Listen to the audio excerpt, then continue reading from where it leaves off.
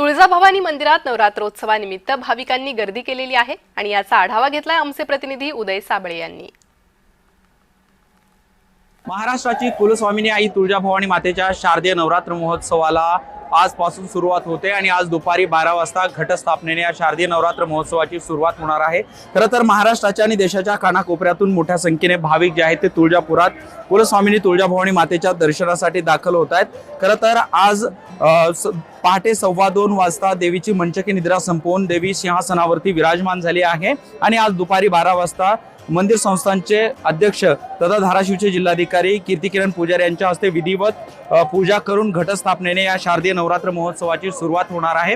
त्याच अनुषंगाने पुढील 9 दिवस जे आहेत ते विविध धार्मिक कार्यक्रम असणार आहे। त्याचबरोबर देवीच्या विविध महापूजा देखील मांडल्या जातात। त्यामध्ये भवानी तलवार अलंकार महापूजा ही सर्वांचंच लक्ष वेधून घेते। त्याचबरोबर जर आपण बघितलं तर कुलस्वामिनी तुळजाभवानी मातेच्या दर्शनासाठी राज्यभरातून आणि देशविदेशातून जवळपास 50 लाख भाविक यावर्षी येणार असल्याचा अंदाज देखील मंदिर संस्थांकडून व्यक्त करण्यात आलेला आहे। इतकंच नाही तर मोठ्या संख्येने भाविक तुळजापुरात दाखल झालेले आहेत। उदय साबळे पाटील, जय महाराष्ट्र, तुळजापूर।